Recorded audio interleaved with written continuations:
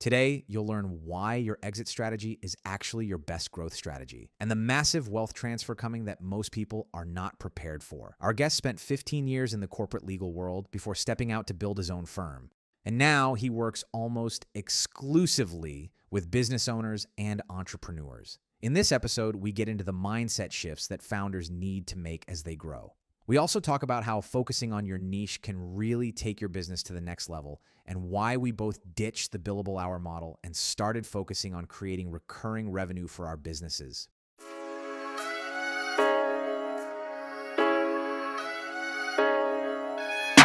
Hey everyone, welcome to Business Unchained, where entrepreneurs and business owners come together to power up on their journey to greatness. My name is Bobby Mascia, owner of many businesses, including my passion, a wealth management firm that specializes in helping entrepreneurs. My life totally changed when I made a conscious decision to design my businesses to run themselves, not me and my time. If you're looking to get unchained from your business, make more money, and have more time, listen to the experiences of other successful entrepreneurs here on Business Unchained. Bobby Mascia is the founder and CEO of Greenridge Wealth Planning. All opinions expressed by Bobby and his guests are solely their own and do not reflect the opinion of Greenridge Wealth Planning. This podcast is for informational purposes only and should not be relied upon for any financial decisions. Clients of Greenridge Wealth Planning may maintain positions in any securities discussed in this podcast.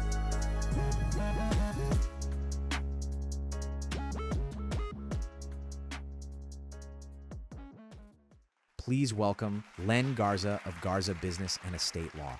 If I can help other business owners with the mindset's one of them, and other things to realize, hey, I'm not alone. Len works with business owners all the time, and he himself goes through these things.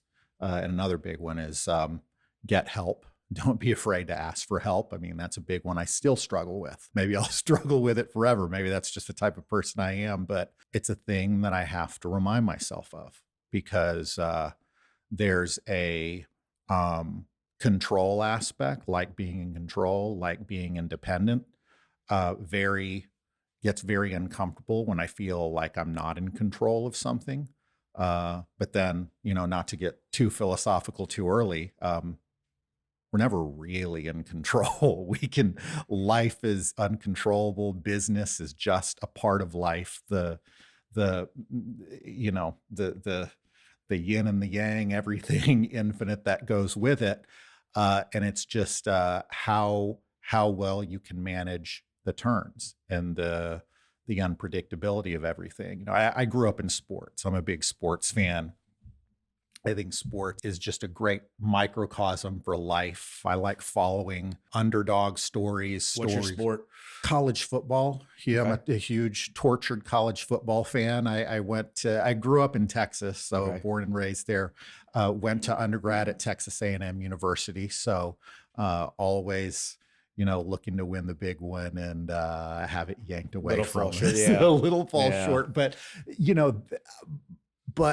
I've asked myself recently, it's It's what like, keeps you coming back for more, it's what keeps you coming back for more. And okay, where are the stories behind winning the big one? Yeah, certainly there are stories behind that, but missteps, where was a misstep here or there? Or is it, with coaching? Is it with player leadership, lack of leadership? Is it following what the other guys, the rivals are doing, the Texas Longhorns? Is it following them more versus worrying more about yourself and controlling what you control? So I take a lot of lessons from that. It just fascinates me. Well, it's almost like that old adage, right? If you're the Yeah. smartest person in the room, you're in the wrong room. I- So if you're exactly. Yeah. constantly winning, what do you have to learn from always winning? Right. And I love following the stories. The stories are huge for me. So, look at Ohio State last year. They lose to their biggest rival, massive upset. And then all the stories that happened. Oh, the head coach, he's on a hot seat, even though he's been wildly successful there records wise. But they say, oh, he was basically handed, like Jim Harbaugh said, he was born on third base because Yeah. Urban Meyer and all these things. And just it fascinates me, because going inside the mind of somebody like that as a leader, it's like everybody's saying you can't do something. And no matter what success or outward success and records or whatever you have had or believe you've had, and you're so close to the ultimate goal, you're still dealing with naysayers and things. And, I think it's like, okay, well, wow, how can anybody deal with that? How would you deal with that, Len? What similarities are there in your life that have happened already or are going to happen? And I take lessons and learn from them. Well, what's interesting also about the comment, acting like he was born on first, but he was, acting like he hit a home run, but he was born on third. Mm-hmm. There are some people who just, their journey and their ability to take it from, to third base, to hit that triple, is stronger than their ability to kind of get home and be able to read the pitches and read the plays. Right. And sometimes you need that other person to come in, and they just so happen to do a better job of bringing it, for a football analogy, over the goal line. Absolutely. Like, yeah. Great, you got into the red zone, but there are Right. a lot of quarterbacks that can't maneuver in the red zone, Right. and they fall short. Right. Right. As I've grown through life, growing up through college, it wasn't so much about the stories. It's like, okay, I want my team to win. And, that was a really cool play, or this is a really talented, running back or receiver or defense or whatever. And I still watch it for those reasons. But I notice now as I've gotten matured and gotten older, the things that really have come to the forefront are the stories that I see, So you spent 15 years in essentially corporate. Right. Attorney, you are running your practice in a bigger firm. Mm-hmm. You decide to go off on your own, right? So we talked Right. a little bit about that, that entrepreneurial journey and the, I guess the anchors of the need for control. Mm-hmm. Right. When you were in those 15 years, at what point did you go, this box is a little bit too constricted for me? I need to break out of this box. I need to do my own thing. Mm-hmm. Was it 15 years in? Was it 10 years in and it took you 5 years to get out? What was your process of going from cushy job to it's all on my shoulders? Yeah, it was a process, right? I mean, it's not like the movies or TV, at least for me, where there's some aha moment, Jerry Maguire, something happens, you go out, sing Free Fallin' in the car, and that's it, right? There are many feelings like that resonate, but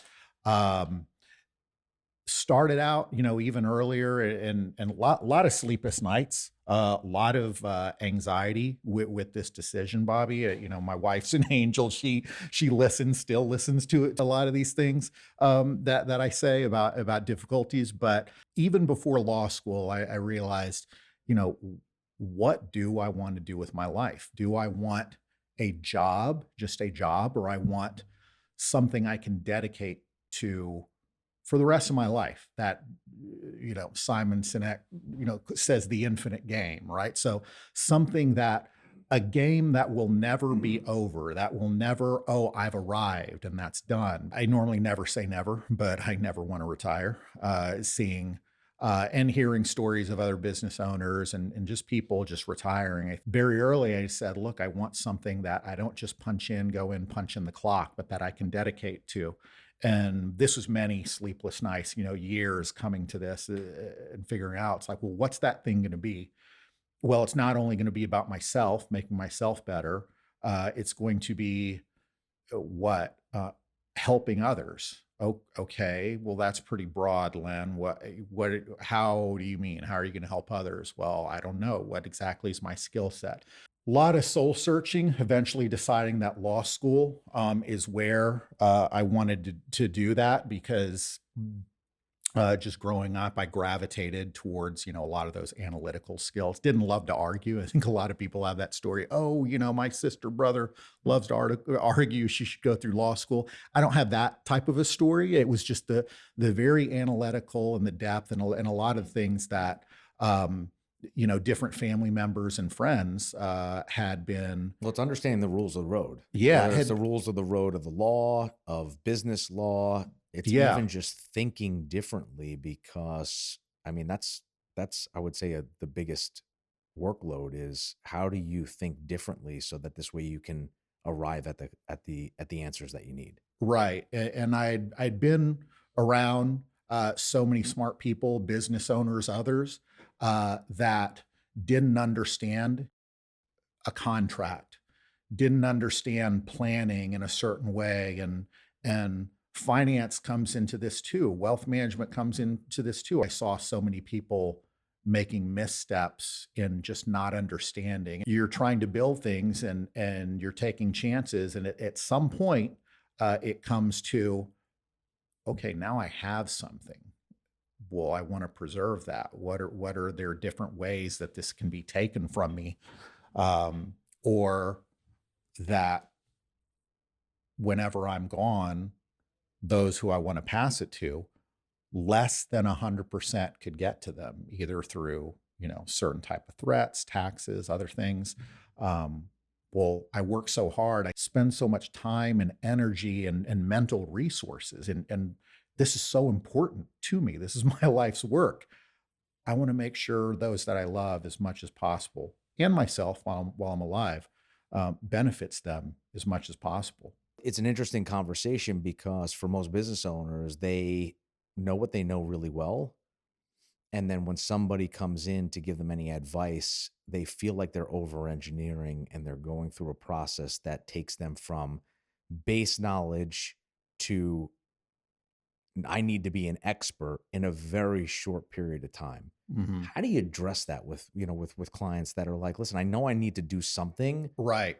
but this seems like the Mount Everest that I don't want to climb? Yeah, and I think that's critical, Bobby. And I say, how do I address it very, very carefully? Because a lot of times clients or families, business owners, they're asking the right questions, but the answers to those questions, some of them are answers, but a lot of times that leads to even more questions. And these questions can be, especially with this area, very piercing and touch into areas that that many people, human nature, you don't want to face. Well, what happens when I'm no longer attached to this business in some way? Not only, pass away, or what happens if, something happens like I become disabled, or me stepping away from the business potentially, like what even would that look like? Some people, they say, well, no, Len, I want to be I am a serial entrepreneur. I have many ventures. That thought that's baked into the plan. My plan is to step away and do something else. That's fine. That is a different type of mentality. It's very important that I realize who I'm talking to and talk with them, not only about what they're doing right now, but, what's your vision? What's your vision for, 1 year, 2 year, 3 years, 5 years more, to give me context, because the type of guidance that I'm talking about, it goes beyond, documents and signing papers and a will, trust, contracts, whatever. Yeah, that's part of it. Those are just the tools, but it goes into the context of helping you achieve your vision, your dream, your goals. So you had said something a couple of minutes ago, which was along the lines of, I don't think I can ever retire. Mm-hmm. A lot of times, and this is a mindset shift, is we're talking to people and we're saying, retirement, let's redefine it. Retirement is that moment in time where you have the decision, because you are financially able to do so, to work full-time, part-time, and not at all, or not at all. You are empowered. You don't have to go back to work if you don't want to. But to your point, everybody needs a purpose. Humans will stay alive longer if they have a purpose than if they don't. Right. And then you look at some of the things that, we talk to business owners about in terms of your exit strategy is really your greatest growth strategy. So do you want to be around 4 or 5 years? What are the numbers that you need to attain or manage around so you get the valuation, or your next generation can take it over successfully and you don't have to worry about things? What are the common conversations that you're having with business owners where their concerns are like, yeah, you know what? I hear that from everybody. I think a lot of people, they need to be reminded that reframing is what really drove them in the first place. Because I don't think people get into business for anything more than I want to control my time and I want to make money. Right. right? Yeah. And if you're driving toward your purpose and you're able to control your time and control your money, you're excited that you're doing this. Kind of like what you said. I'm setting off and I want to be able to, from Simon Sinek, never ending, the infinite game. Thank you. Right. Infinite game. Yeah. But without a target as an athlete, how do you know that you're staying ahead of where you need to be or in line with what you need to be? Right. Most often than not, you don't know by yourself. Yeah, maybe in 2025, a business owner may say, okay, I have this goal I want to reach by 2027. Very specific, very milestone oriented. That's great. As we're going along, what happens when those milestones get shifted? Or, I mean, you got to forgive me, I love quotes. So, Mike Tyson, everybody has a plan until you get punched in the face. Right. And so that happens. That's life. That's business. It's going to happen. So you have those things. Are you still able to stay on track and adjust when necessary? And I believe that takes getting out of your own head as a business owner. Speaking from personal experience and the people that I talk to, I mean, we all have so many hats that we're wearing. A lot of times that's part of the fun of it, wearing these certain hats. Like you said earlier, I don't want to be boxed in. I don't want to only be a lawyer that works on this specific type of contract in this specific type of industry and does that thousands, hundreds of thousands of times, right? There's a need for that. That's my purpose in life. That's not me. I'm compelled to do something else. What I found fascinating is when you and I first started to talk, we basically view life and business the same way, view working with business owners the same way. It's not this silo that we work in. It's about holistically, even if we're not getting paid for it. Right. Directing them in the right way. Right. And making sure they're getting exactly what they need from the right people that are going to give them that help, that advice. I get worried because, the big conversation that we're having around, around this time and where we are is 2030, every baby boomer turns 65. AI has reached a singularity, is set to reach singularity. The next 14 years afterward or so is going to be the greatest wealth transfer in history, 77 trillion, depending on what you're looking at. It ranges, and the disparity is actually pretty big, but the most average number that I see is in the 70s. And you have people who own businesses who've been working their whole lives that really have no idea what their business is worth, how they would even sell it. They just think they're going to figure it out at the time. Right. And then when they're figuring it out at the time, it's also like, did you do any preparing for estate taxes? Did you do any preparing for transferring the assets to the next generation? Did you do any planning for anything? Right. And most of them, the answer is no. What you mentioned is really critical. They'll figure it out when they get there. What happens is life figures it out for them.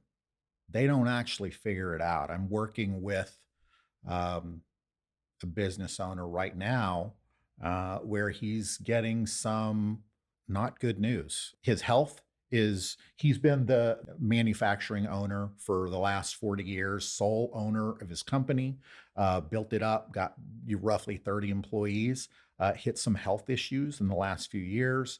And it's been a scramble trying to find an exit option for him, all while he hasn't done certain things, getting the chess pieces in place that now we're trying to do it at. Is it the 11th hour? It's probably the 10th hour, but getting a valuation barely half of what he was aiming for before. Wanted to sell to a key person that deal because the key person, the financing terms that he was able to get from a lender, my guy didn't like, and the walls are closing in on options that he thought he would have.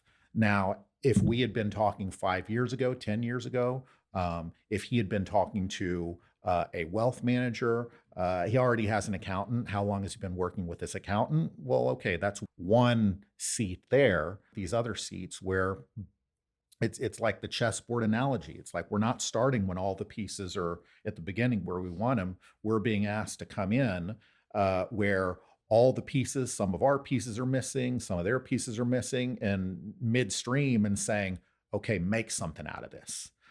Options are limited. And it's unfortunate seeing him go through these things because he doesn't have 5 more years. He doesn't have 3 more years. He's trying to hold out as long as he can. I'm sure he would have liked to have been done by now. And typically you need 2 or 3 years of really good financials. Right. Like just have your accounting together. Right. Never mind the processes written down, making sure the employees are in the right, the right seats, and you have the right contracts for them, or the right employment contracts for them. Mm-hmm. Yeah, I mean, there's a tremendous amount of work that needs to be done that people just think they're going to jam into. Right. We'll just get it done real quick. Come on. He's the business. And I know you see this or have seen this all the time, Bobby. He's the business. You take him out of it. The business has employees, but the way he has structured it for decades is you remove him, the business can't survive more than, that's tough, a couple of weeks. I don't even know if it can do that, because even his key person, he's very, very involved with the key person. If the key person doesn't follow this specific system this way, no, I want you to do it this way, that way, scrambling to put together systems, document things that have been in people's heads for decades. It's a scramble, and I'm trying to help them as much as I can from the legal end, though. So everything you're talking about, Bobby, making sure people are in the right seats and all those things, that's not what I do. I can see that, but that's part of what I try to bring. And I know when we were talking, that's our approach being similar. It's let's get the right people in here that can help you. Sometimes it's a business coach, sometimes it's a CFO, sometimes it's whatever the title is. Spotting these issues, in law school, they used to call it, you look at an exam and you spot the legal issues. This is part of life, spotting the issues, not just ones I can solve, but issues with the business, with the family, where I need to connect them with somebody that can help them. What are you going to do after retirement? I'm not the best one to ask about that, other than anecdotal advice. That's not what I'm trained in. But there are people in there that I know that I've come across in my travels that they focus on helping entrepreneurs or business owners that next chapter. Yeah. And that's critical, because business owners sell. I've heard that story so many times. Business owners sell, and then they have no plan afterwards, and no purpose. Not retirement. I really like your definition of retirement. The retirement that I was referring to is right off margarita, play some golf if that's your thing, and just ride off into the sunset.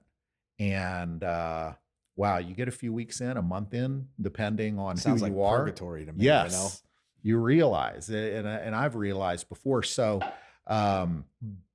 if you don't have a plan, or you don't have a purpose, you don't have any other interests, how do you snap your finger and say, boom, here's my new direction in life, here's my new purpose, versus just mentally dwindling away? That is, but that takes planning.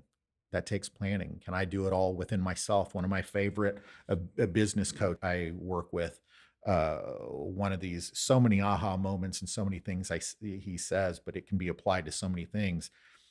You don't see what the jar says because you're inside the jar. Mm-hmm. You can't see the issue that somebody outside of yourself can see and be able to say, well, why don't we try this? If you thought about this, if you thought about that.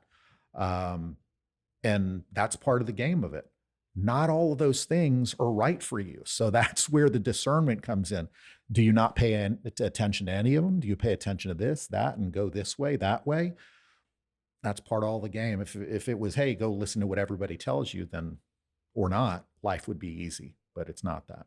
I think we as business owners, we build a business. There's a lot of pride to that. And sometimes we mistake ego for pride. And our ego, and you had mentioned, a little while ago in terms of control, our ego is what that need for control is. I need to be the one who's the figurehead of the business, who does everything, who's everything to everyone. And it's not about the pride of, I built a business that can run itself. How do you address those control issues with people when they start to get to that point? I mean, I know you had mentioned in conversation at one point when we were talking that you deal with some of those issues yourself. Right. And it helps that I can come from it from that standpoint of that I deal with this too. But so I know of what I'm talking about. I'm not saying it's easy. I'm not just somebody who, for example, works for big corporate or big law or big bank or whatever have you, and has never worked on my own, doesn't know that, okay, well, creating something from nothing, creating, making sure payroll gets paid, having team members, delegating, there's so many things to think of outside of your specific aptitude, what you do. For me, it's okay, I know the law. Great. I know the law with this area, advising business owners, advising businesses. Very quickly, going off on my own, I realized, wow, that's not enough. I know really nothing about sales and marketing, what I thought. You can be, don't be the best kept secret. I don't want to be the best kept secret. But you're realizing all these things while, okay, Len, that's great. But, the mortgage is due every month, the same way these bills are due. So how do you figure it out? A lot of it's you figure it out yourself, and a lot of it is you reach out to the right people. But I'm able to, the strategy I take when I talk with them is to feel things out over time. A lot of times it's not just one conversation, Bobby. People, number one, it has to come from trust before people will really share that side, because ego, pride's involved. I'm not just going to tell anybody that I first meet, oh my gosh, I'm wearing too many hats, I'm too busy, I need, this is not sustainable, me running everything. It's not an aptitude thing. It's not, oh, intellectually, yeah, I know what to do in each of these roles. I feel like a car that has a limited amount of gas, and I'm running out of gas. And so how do I figure all this stuff? There's ego. Do you find that morbidity or mortality and the fear of comes into play and is sometimes masked or hidden in that? Or right. It does. And so it's finding those ways of how to talk with people about, I really try to reframe it. Yeah, morbidity is there, but let's take a broader picture. What's this really about? When you think about morbidity, we're thinking about just us, just me. But if we broaden that out, it's like, well, no, it's not just you. Let's think about your spouse, your children. They're going to live on, your team members, your family member, your clients and customers that love working with you. You're their resource for that. The community depends on you for, if you give to charity, taking part in certain things, donations, whatever, it really branches out. And so no longer, I really want to help business owners come from a state of empowerment. And look, this morbidity is not a thing to not address it or it's going to take care of itself. It's actually an act of leadership. You're a leader in the day-to-day.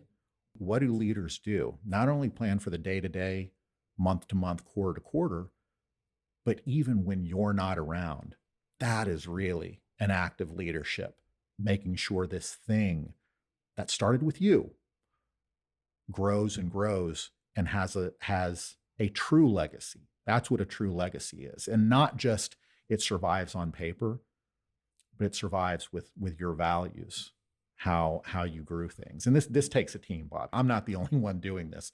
We start having these conversations, and for something of this magnitude to grow, we need their, if they have business partners, need their spouse involved. That's where, the planning, the estate planning we talk about, I'm talking to them. I meet. Where do you find the most friction in that process? Yeah. Because I find that when you go through things like this, a lot of emotions. Right. A lot of brain power, right? Logic and reasoning. Right.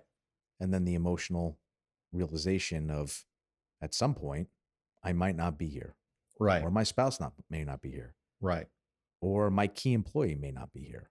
Right. How do you get through some of that friction with to get people to actually execute when they sit down at the table to actually go, you know what, Lem, I'm so glad that I met you because I feel that we have yet to really put our finger on how to do that. Yeah. You know, we're similar, and I think there are a number of different professionals that are similar in terms of how we're going to combine our forces to make sure we're filling those gaps. Because you said, I'm not the guy who does it; it's a team, Right. Right? These are all issue spotting that we have to do around the table. But if you don't have somebody to close those gaps, it's always going to be an issue. Right. And where do you find their greatest friction points? Well, you hit the nail right there, just getting them to act. And I go through this. This is things that do make me frustrated from time to time, that I try not to let it, frustrate me too much, and just say, look, this is just part of it. Things that leading the horse to the water, a famished horse, and knowing that you need this, you need this is to protect. But why do they need this? I think you also get a lot of feedback, a lot of pushback in terms of like, do I really need it? Right. What if I don't? Right. What's the pain if I don't? So that's where I focus on emotion. You mentioned emotion and logic. For many years, it was focusing on logic, all the, here you save this on taxes, and this can help you financially, and this can help you against these type of legal risks. And those are important, but leading with that more often than not with so many people doesn't really get you anywhere. And logically, I would think, well, it should. Doesn't matter. I've read and listened and continue to listen to so many things and podcasts and coaches on this, that to get people to act, we make decisions from emotion first and then justify it with logic later. And that's something that was a big aha moment for me, continuing to think and see.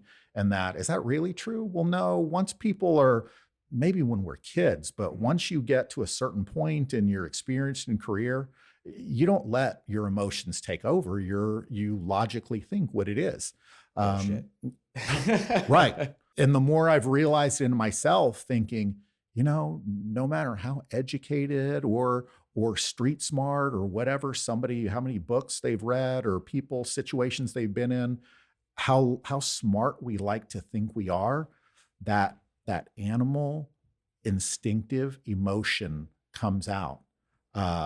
And that's the decision. So I try to tap into that, and that can be difficult. But I've got to know about them. I can't assume what I think is going to be important for them is what they actually feel is important. So it starts with me talking, really finding out about them, not saying, oh, this is our firm. We've been around for 6 years, 20 years. We have 30 attorneys. We do trusts, LLCs, blah, blah, blah, blah, blah. We've been ranked, blah, blah, blah. None of that matters. They don't care about any of that. At least the clients, the people that I talk with. Everybody cares about themselves. They care about themselves. There's a reason we're talking and meeting right now. So one of the first questions I ask is, if we're talking about business owner, they have a lot of my clientele business owner. They own multiple rental properties. Maybe they're in their 50s, maybe even their 60s, some older than that.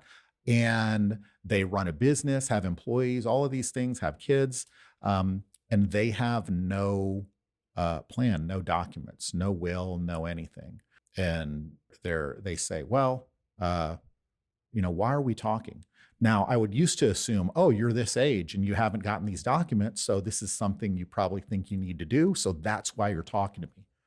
I'm robbing them of the opportunity to help them and to tell me, no, Len, actually, I have a friend who his daughter just got divorced, and the inheritance that he meant to pass to her,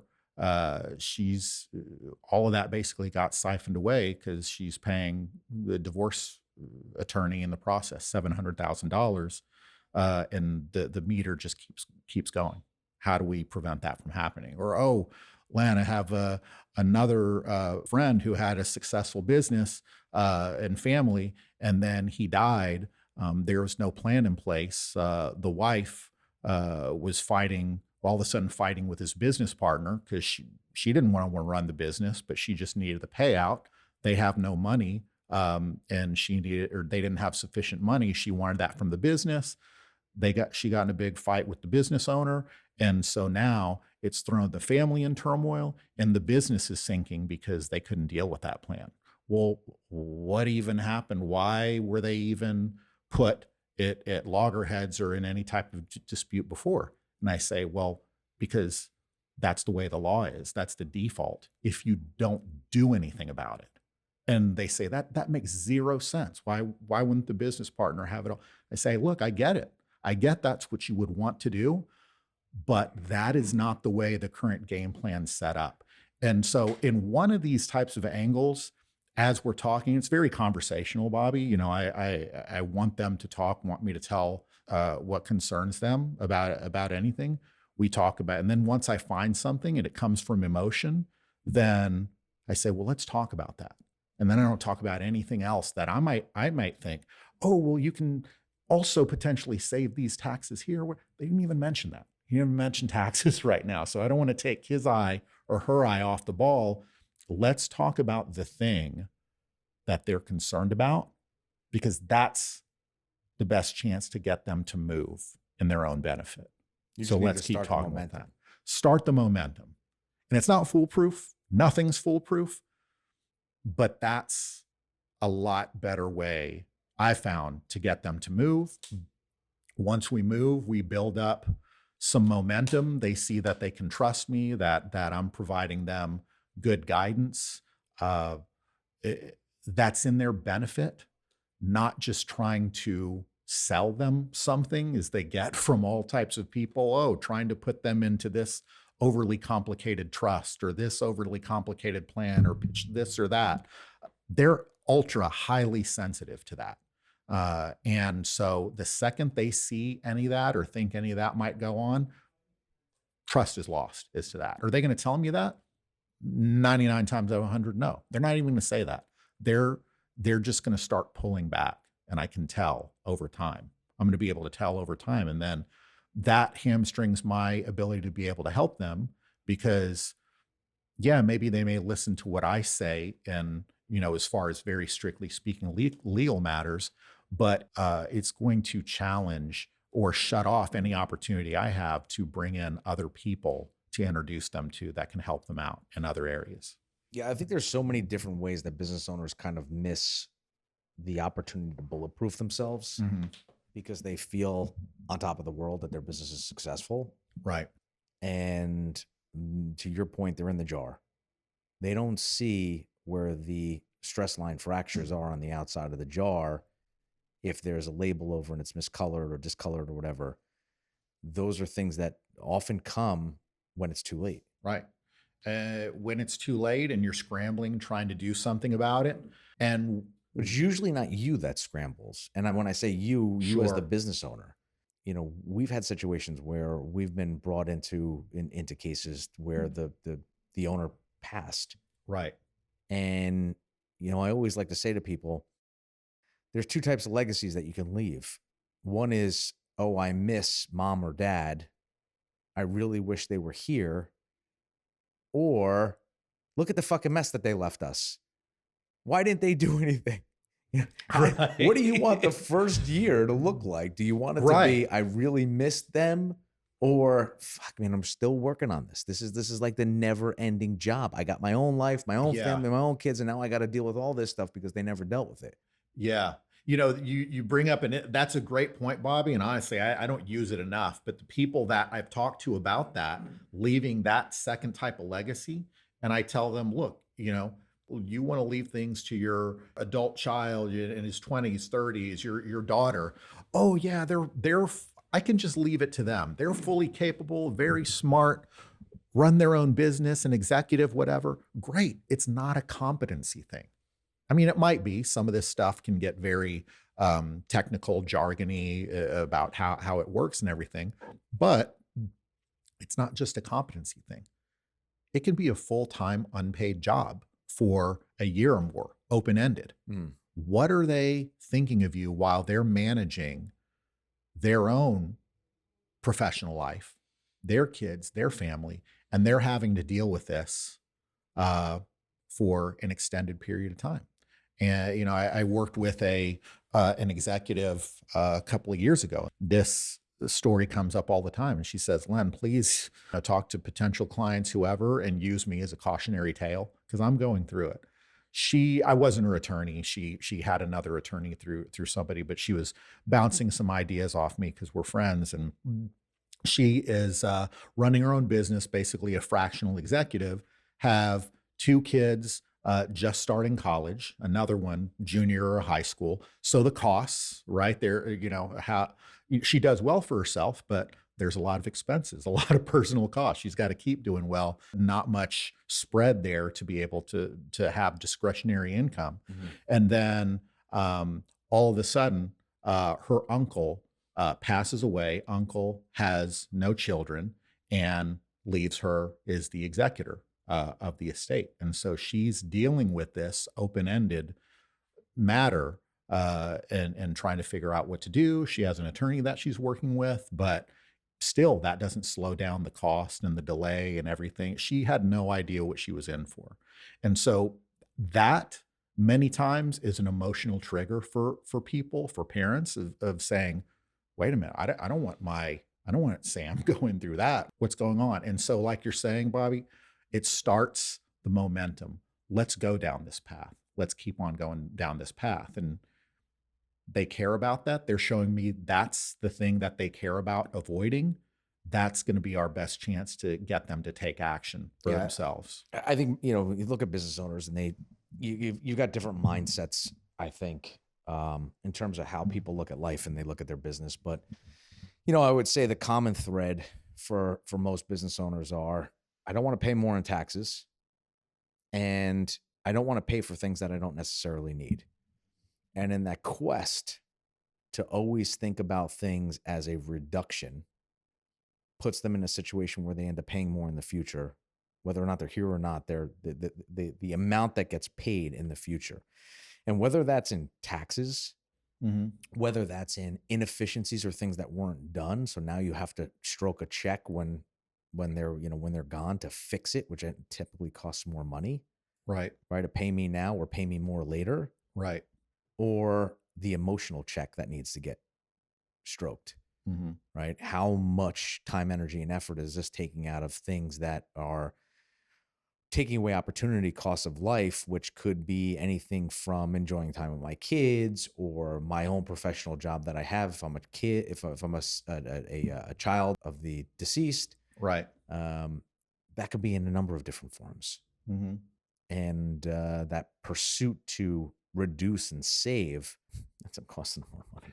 Yeah. And here again, so many times it comes to mindset, attitudes about money, attitudes about time, money and time, those resources. Money, that's the most important thing to some people versus time. Those people are really at risk. If that can't be changed or they're not willing to look at something different, they're going to be in that situation you're talking about because they didn't want to pay the money right now. They either didn't know or didn't believe they'd have to pay more in the future, them or the family, those they leave behind, versus time. Some people that realize, okay, money's important. Time is the most important thing. Those people, I really want to find that out early and talking with them, finding out values, because those people and families are best positioned to really take care of themselves and really build a legacy. And also looking at things as an investment versus a cost.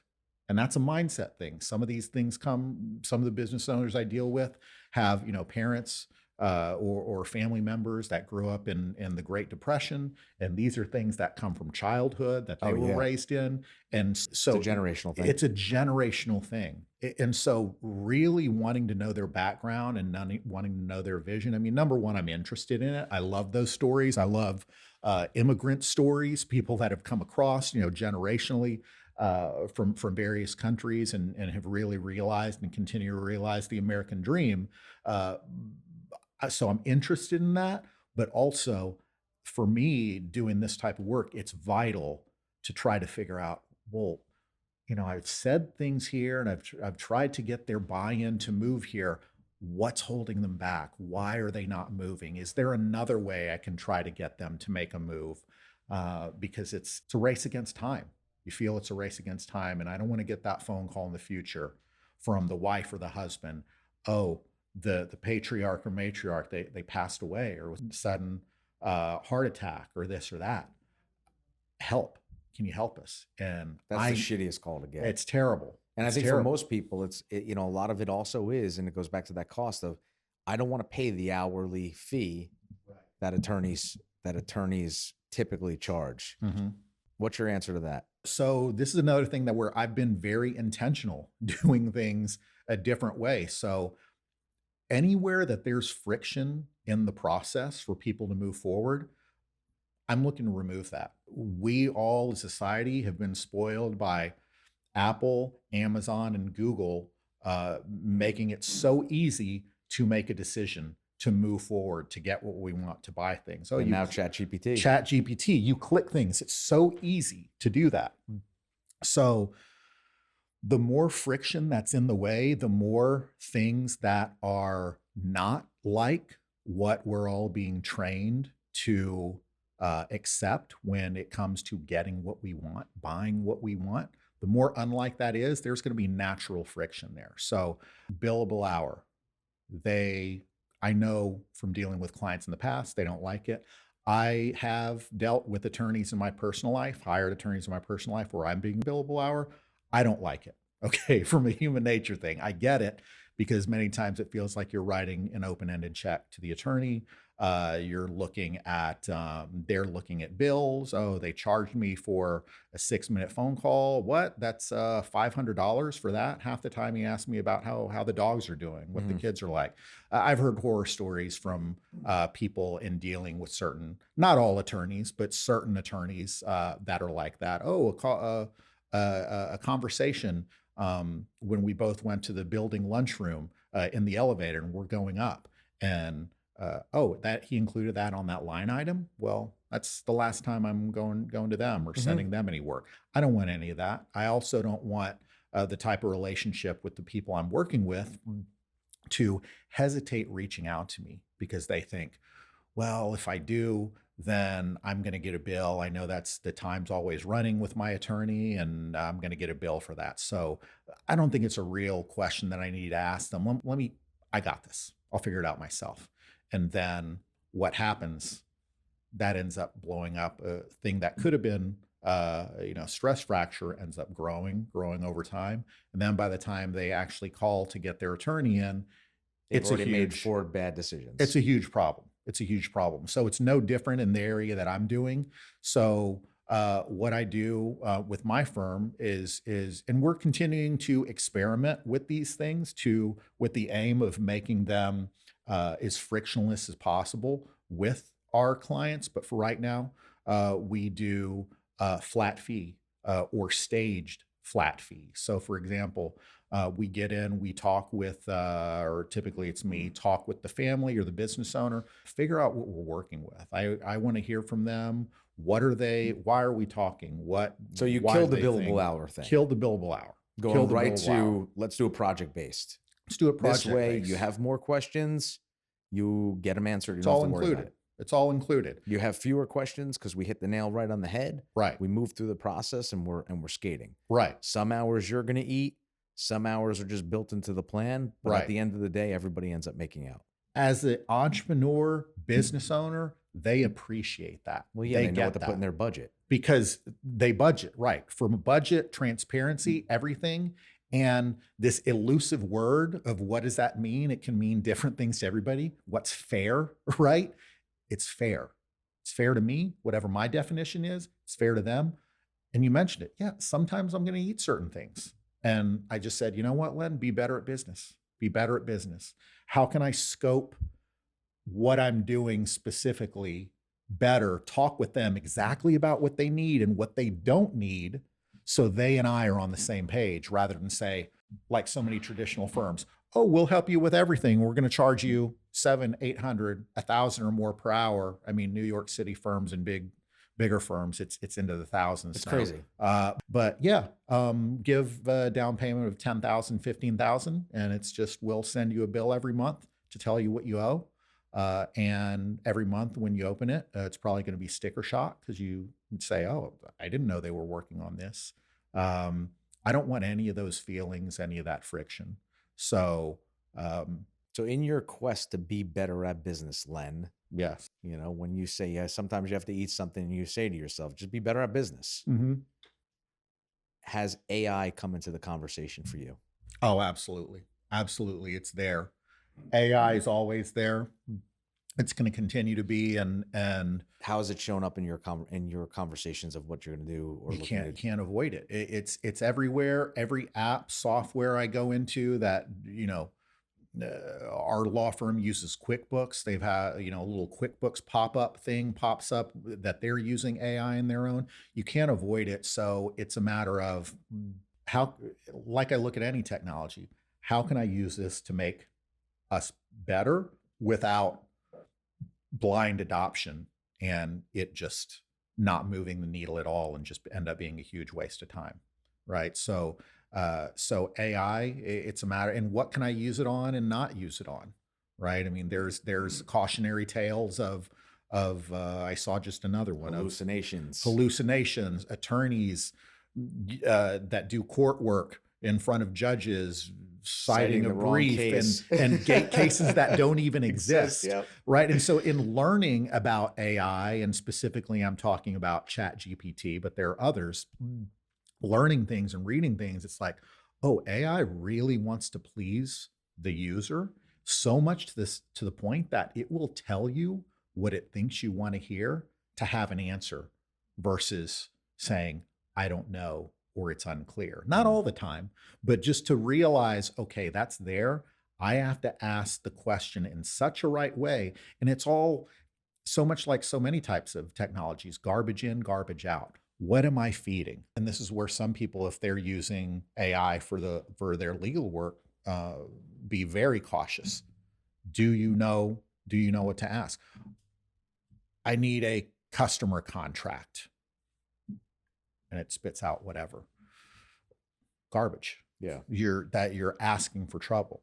Now, if I'm using it and I use a very detailed and specific prompt, then it's all in how you wield the tool, like so many things in life. But and it's always growing, getting better, or is it getting better? Is this new thing really getting better? But it's in everything we do. And so also letting clients know of the risks of it, of using it and using certain AI apps and potential privacy concerns, and what are you really using it for and how it can be exposed. It's a whole rabbit hole we can go down, obviously.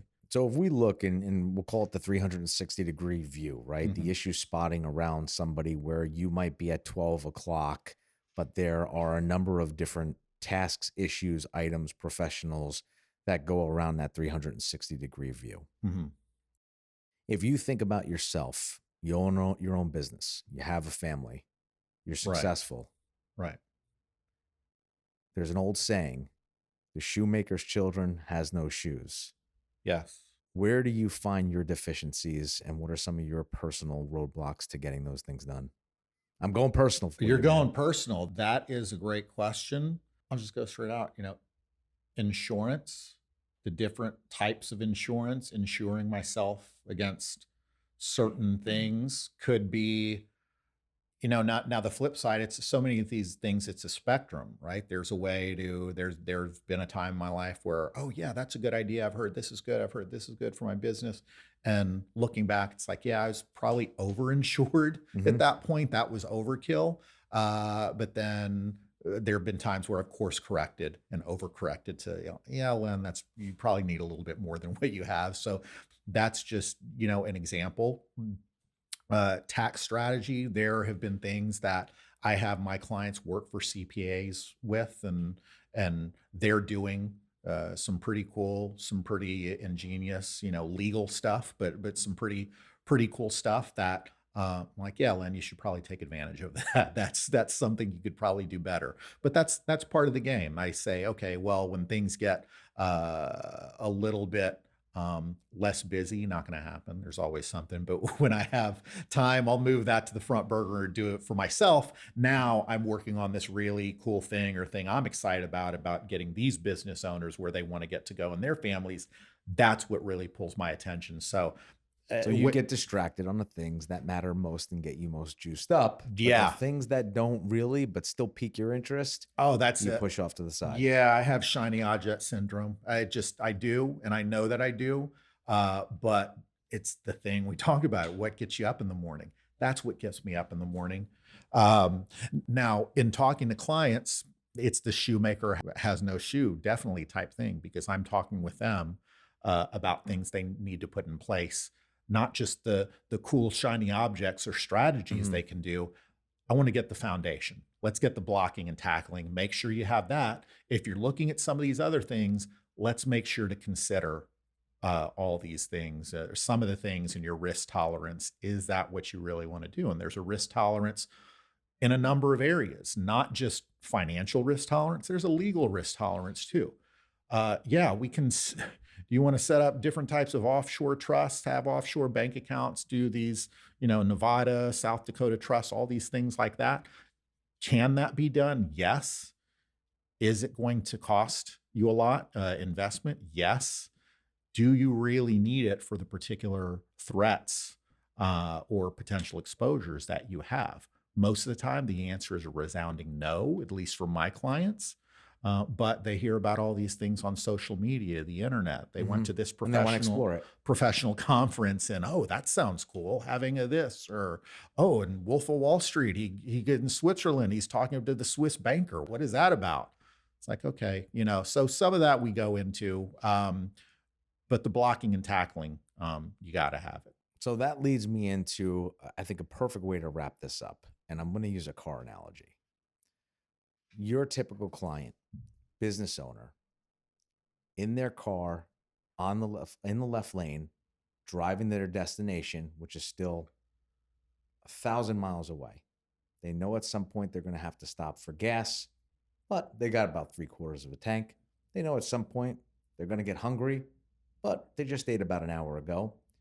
Cars get in the way. It's not a lot of traffic. They can weave in and out. They've got this. Mm-hmm. What would you say to them on where they should start thinking about things a little bit differently? Have a conversation. Do your own research. Do your own due diligence. Say, type that exact thing into ChatGPT. See what it says to come out with. Many of the people that I work with have done some things. Oh, how do I protect myself against this, against that? And then it gets into the very deep water very quickly. It's like, okay, they're using a lot of terminology I don't know, or, oh, they're using some math or this or that. And it's very generalized. What about my specific situation? Well, I'm on my second marriage.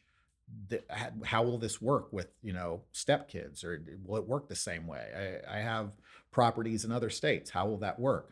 I need somebody who's not going to give me general advice, but I actually need to talk to somebody. Oh, I typed it in AI. Wow, sounds great, but am I really willing to trust what I'm going to do or not do to what AI does right now? No. Who do I talk to? I need to talk to. So they start looking around, even going on the internet. Let me Google all these people, they paid for their own ads. How do I know this from anybody? Well, I go to who I know, and that's who my clients. It's so many times it's word of mouth, who they trust. Well, a lot of times that first person is the accountant. Hey, I'm thinking about these things. I'm thinking about these issues. And that's where the issue spotting comes in. Talk to the accountant about, hey, what type of things should I be thinking about this far in advance? Not just tax, but are there other people, other advisors I should be talking to? I mean, yeah, you can say, oh, a lawyer or a wealth manager, financial advisor. You can say that. You don't have to say that, though. If you're working with the right advisors who really work with you in a holistic fashion, they should know other people that are going to talk with you with the idea of really trying to help you and not just trying to pitch you or sell you something and just looking at you as just a number, a transaction.